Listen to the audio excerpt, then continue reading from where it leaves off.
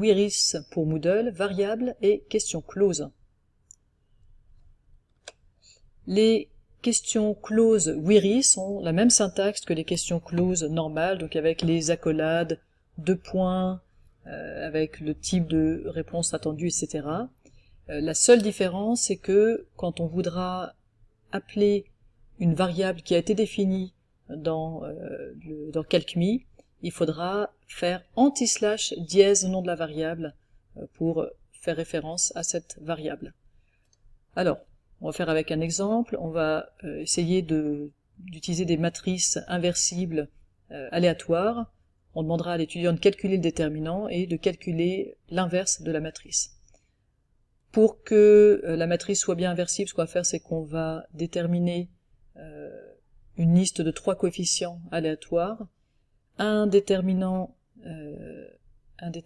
aléatoire, et puis on prendra le 4e nombre de la matrice, on va prendre une matrice de 2, de manière à ce que ce soit égal au déterminant sélectionné, et donc non nul. Et puis ensuite on fera le calcul de a puissance moins 1, et donc dans les réponses, il faudra qu'on dise qu'on a une réponse de type short answer, SA, qui est égale à anti-slash dièse det, où det aura été défini, et l'autre anti-slash dièse inv, où inv aura été défini dans CalcMe. Alors voyons ça en image. On va donc créer une question de type close Wiris,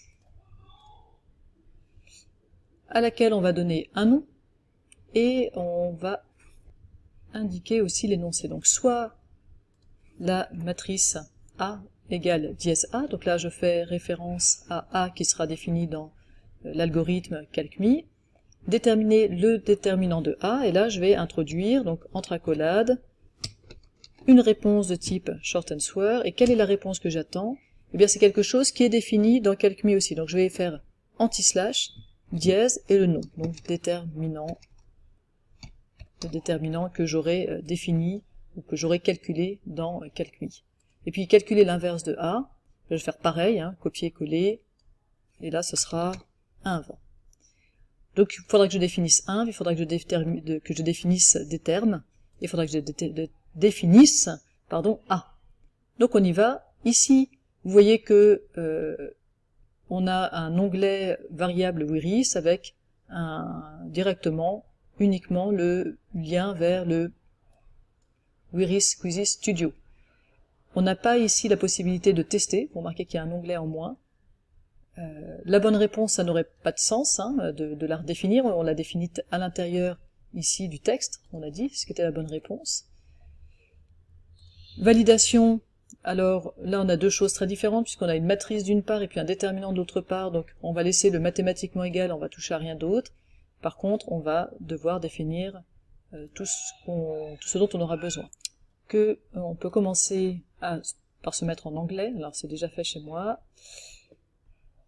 Et puis, je vous propose de définir tout de suite une fonction utilisateur, R, parenthèse, donc pas de paramètres à notre fonction utilisateur, qui sera un random, on va dire entre -4 et 4, mais pas 0. Comme ça, on aura des coefficients non nuls dans notre matrice, et on aura surtout un déterminant non nul, que je peux déjà d'ailleurs définir comme étant donc un nombre aléatoire entre -4 et 4, mais pas 0 pour que notre matrice soit inversible. Alors notre matrice, on aimerait donc qu'elle soit sous la forme, hop là, donc dans linéaire algebra, quelque chose, voilà, une matrice carrée de ce genre-là.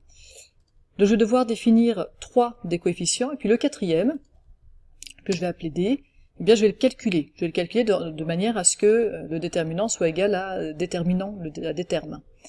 Donc déjà je peux définir une liste qui me donnera mes 3 premiers coefficients.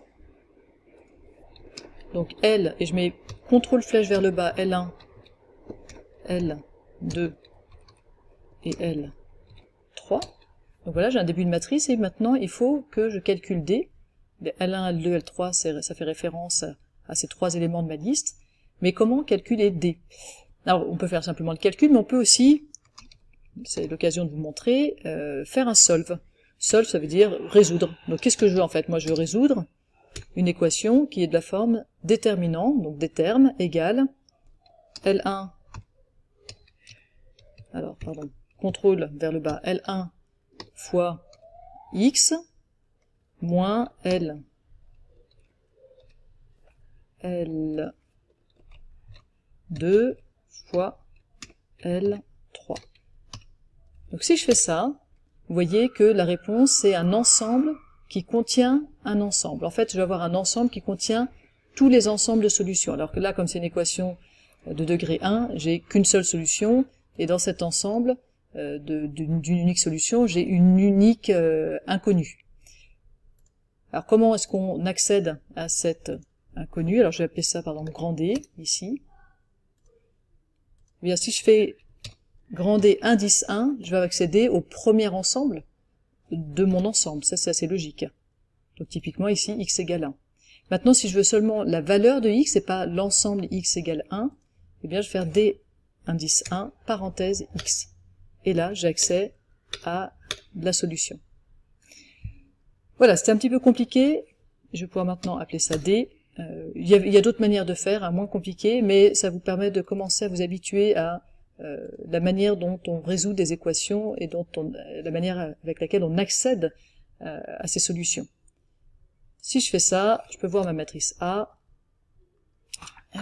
Alors du coup, le fait de l'avoir défini comme ça, j'ai un coefficient qui n'est pas entier, mais on va laisser comme ça quand même. Et puis ce que je vais faire maintenant, c'est que je vais définir l'inverse. Je l'avais appelé inv, et donc c'est simplement égal à A puissance, je fais chapeau pour faire la puissance, moins 1. Et je crois que j'ai tout défini.